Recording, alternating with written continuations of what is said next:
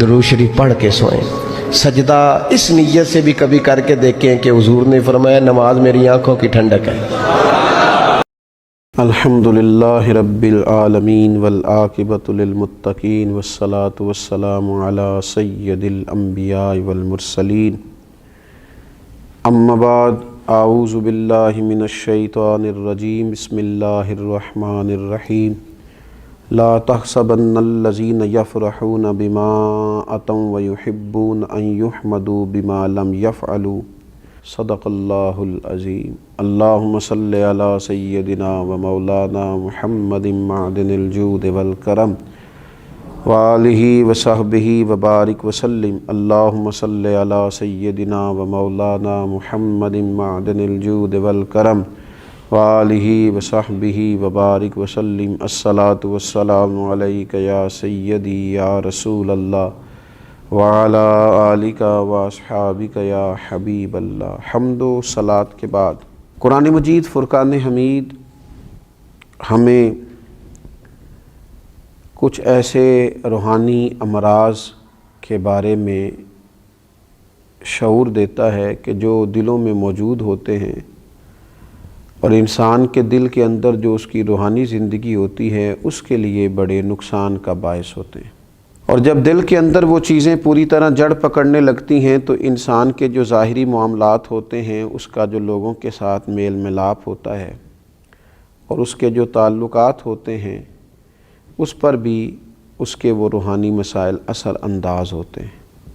یہاں تک ہی نہیں، پھر اگر وہ مسائل اسی طرح برقرار رہیں تو وہ جو نیکی کے کام انسان کرتا ہے، اپنی زندگی میں خیر جمع کرتا ہے، اللہ تبارک و تعالیٰ کا بندہ ہو کر، نبی اکرم صلی اللہ تعالیٰ علیہ وسلم کا امتی ہو کر وہ دین کے رستے پہ چلتا ہے، تو اگر اس کی روحانیت میں بگاڑ ہو تو وہ چیزیں اس کو وہاں بھی تکلیف کا باعث بنتی ہیں اور اس کے نیک اعمال پر بھی اثر انداز ہوتی ہیں۔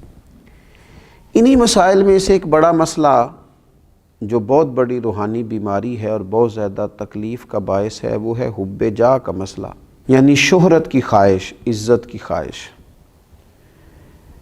لوگ میری تعریف کریں، میں لوگوں میں جانا پہچانا جاؤں، لوگ میرا ذکر کریں، جگہ جگہ لوگوں کو پتہ چلے کہ فلاں صاحب ہوتے ہیں۔ حالانکہ حضرت مولا علی شیر خدا کرم اللہ تعالی وجہہ الکریم ارشاد فرماتے ہیں، اسے مبارک ہو جسے تھوڑے لوگ جانتے ہیں،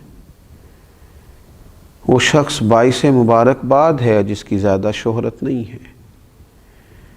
وہ تو تنہائی میں بیٹھ کے آرام سے اپنے رب کریم کو یاد کر لے گا۔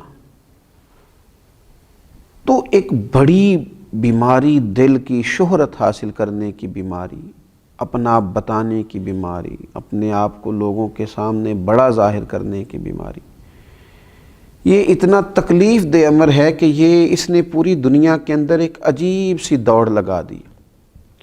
جس کو اللہ تبارک و تعالیٰ نے کچھ علم دیا وہ بھی چاہتا ہے کہ اب میری شہرت ہو جائے، الا ماشاءاللہ۔ اگر کسی کو اللہ تعالیٰ نے کوئی صلاحیت دی ہے، کسی شعبے میں مہارت دی ہے، تو اس کو اس مہارت کے ساتھ شہرت بھی چاہیے۔ اللہ نے پیسہ عطا کیا ہے اپنے فضل سے، تو بجائے اللہ تبارک و تعالیٰ کی مخلوق پر خرچ کرنے کے وہ اسے شہرت کا باعث بنانا چاہتا ہے، وہ آگے بڑھنا چاہتا ہے۔ اور ہمارے زمانے میں تو ہم نے یہ دیکھا ہے کہ نیکی کا کام کرنے کے شوقین لوگ، ویلفیئر کا کام کرنا ہے، اللہ کے بندوں کی خدمت کرنی ہے، لیکن اس کے ساتھ ساتھ انہیں شہرت کی بھی ضرورت ہے۔ نبی اکرم صلی اللہ تعالیٰ علیہ وسلم سے پوچھا گیا تھا کہ یا رسول اللہ صلی اللہ تعالیٰ علیہ وسلم، ایک شخص اللہ کے رستے میں جہاد کرتا ہے، اس کی دو نیتیں ہیں، اس کے دو ارادے ہیں، وہ اللہ کو بھی راضی کرنا چاہتا ہے اور یہ بھی چاہتا ہے کہ لوگوں میں اس کی شہرت ہو جائے۔ ایسا نہیں ہے کہ رضا الہی کی نیت ہی سرے سے موجود نہیں ہے، رضا الہی بھی چاہتا ہے اور ساتھ یہ بھی چاہتا ہے کہ میرا نام ہو جائے لوگوں میں۔ تو آپ کیا فرماتے ہیں؟ تو حضور علیہ السلام نے جو فیصلہ دیا وہ سمجھنے والا ہے۔ حضور فرمانے لگے، اسے اللہ کی بارگاہ سے کوئی اجر نہیں دیا جائے گا۔ رب چونکہ وحدہ لا شریک ہے، وَإِلَٰهُكُمْ إِلَٰهٌ وَاحِدٌ لَا إِلَٰهَ إِلَّا هُوَ الرَّحْمَٰنُ الرَّحِيمُ، وہ وحدہ لا شریک ہے، تمہارا معبود، تو وہ فقط اسی عمل کو پسند کرتا ہے جو خالص اللہ کی رضا کے لیے کیا جائے۔ تو یہ جو شہرت کی طلب ہے، یہ جو ہوس ہے، یہ جو ہرس ہے، کوئی بھی نیک کام کرنا تو خواہش پیدا کر لینا کہ میری تعریف ہو، کہا جائے۔ ہاں ایک بات ہے، ایک شخص چاہتا نہیں ہے لیکن اللہ اس کی شہرت کر دیتا ہے، تو یہ مالک کا فضل ہے۔ اس کی طلب نہیں تھی، خواہش نہیں تھی۔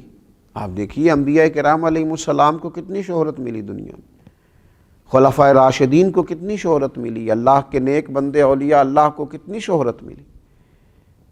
وہ خود بخود اللہ تعالیٰ ان کے لیے اہتمام فضل کر دے، ان پر کرم ہو جائے، وہ بات الگ ہے، لیکن اپنی خواہش پیدا کرنا اور ہمہ وقت اس طلب اور تڑپ میں رہنا کہ ہمیں اللہ تبارک و تعالیٰ کوئی ایسا نظام کر دے کہ ہم مشہور ہو جائیں، یہ طریقہ درست نہیں ہے۔ اہل یہود کہ یہ عادت قرآن مجید نے بیان کی، ان کا طریقہ بیان کیا اور فرمایا لا تحسبن الذین یفرحون بما اتوا ویحبون ان یحمدوا بما لم یفعلوا، فرمایا ہرگز نہ سمجھنا انہیں جو خوش ہوتے ہیں اپنے کیے پر اور چاہتے ہیں کہ بے کیے پر بھی ان کی تعریف کی جائے۔ ایسا کام بما لم یفعلوا جو انہوں نے کیا ہی نہیں، اس پر بھی چاہتے ہیں ان کی تعریف ہو۔ جو اہل نہیں ہے جس چیز کے، اس پر بھی وہ تعریف چاہتے ہیں۔ جو ہنر، جو فن، جو خوبی ان کے پاس موجود ہی نہیں ہے، ان یحمدوا بما لم یفعلوا، اس پر بھی تعریف مانگتے ہیں جو کام انہوں نے کیا نہیں ہے۔ آپ دیکھیے نا، یہ ہمارے ملک میں آپ کبھی نظر دوڑا کے دیکھیں تو ڈھیر سارے لوگ ایسے ہیں جو بہت سارا کریڈٹ اپنے کھاتے میں ڈالنا چاہتے ہیں، حالانکہ وہ کام انہوں نے کیا ہی نہیں۔ پیسہ قوم کا لگ گیا، محنت کسی نے کی، اور تختی لگانے کی باری آئی تو ہر شخص اپنا کریڈٹ لینا چاہتا ہے، وہ کہتا ہے اس کو میرے کھاتے میں ڈال دو۔ اہل یہود کا طریقہ بتایا اللہ تعالیٰ نے، اللہ مسلمانوں کو اس سے محفوظ فرمائے۔ فرمایا کہ وہ جو نہیں کیا، بے کیے پر بھی تعریف کرنا چاہتے ہیں، فرمایا ایسوں کو ہرگز عذاب سے دور نہ رکھا جائے گا، ایسوں کو ہرگز عذاب سے دور نہ جاننا، وَلَهُمْ عَذَابٌ أَلِيمٌ، ان کے لیے دردناک عذاب ہے۔ یہ عذاب کے مستحق ہیں اللہ کی بارگاہ میں۔ میرے نبی اکرم صلی اللہ تعالیٰ علیہ وسلم نے فرمایا انسان کے لیے برا ہونے کے لیے اتنا ہی کافی ہے کہ لوگ اس کے دین یا دنیا کے معاملے میں اس کی طرف انگلیوں سے اشارہ کریں، یعنی اس کی تعریف کریں، البتہ جسے اللہ محفوظ رکھے۔ فرمایا یہ تو برا ہونے کی علامت ہے کہ لوگ تیری تعریفیں کرتے پھریں، وہ جو تو چاہتا تھا، اگر تو چاہتا تھا، اس کی شرح میں شارحین نے لکھا اگر تو چاہتا تھا میری تعریف ہو تو پھر یہ تیرے برا ہونے کی علامت ہو گئی تیری تعریف۔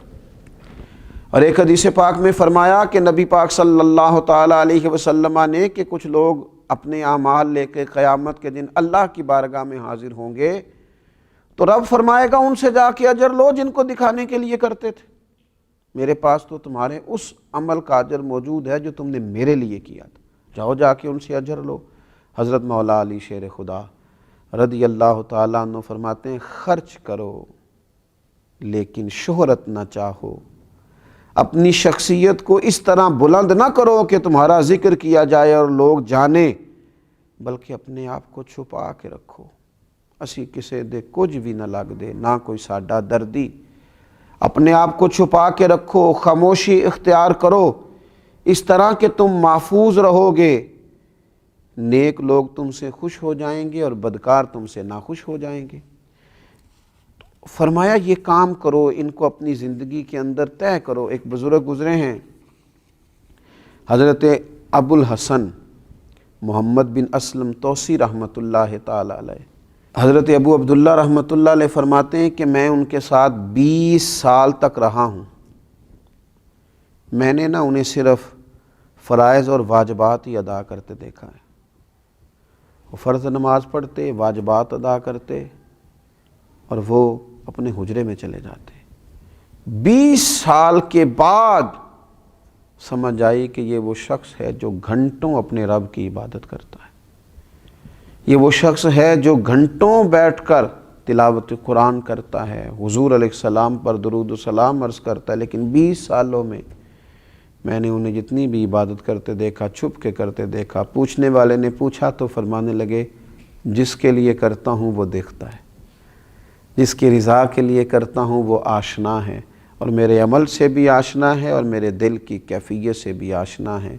یہ جو شہرت کی خواہش ہے، آپ یقین کریں جب آدمی مشہور ہو جاتا ہے تو وہ تو بہت سارے ایسے کام بھی نہیں کر پاتا جو اسے کرنے چاہیے، بہت سارے ایسے رشتے جہاں اس کا وقت دینا بڑا ضروری ہوتا ہے وہ دے نہیں پاتا۔ وہ تو چاہتا ہے کہ میں کبھی تنہائی میں بیٹھ کے رو لوں، پر وہ تو رو بھی نہیں پاتا۔ وہ چاہتا ہے کہ کبھی مجھے کوئی موقع ملے جہاں میں کوئی خیر کا کام کر لوں، کر نہیں پاتا۔ شہرت کی بلندیاں اور یہ عروج، یہ بہت سارے ایسے معاملات کرتا ہے جس سے انسان روحانی طور پر جو بہت مضبوط ہو سکتا ہے ہو نہیں پاتا۔ اٹھ بلیا چل اوتھے وسیے جتھے وس دینی سارے انے۔ اٹھ بلیا چل اوتھے وسیے جتھے وس دینی سارے انے۔ نہ کوئی ساڈی ذات پچھانے نہ کوئی سانو منے۔ اللہ تبارک و تعالی شہرت کی بری خواہش سے محفوظ رکھے۔ وما علینا الا البلاغ۔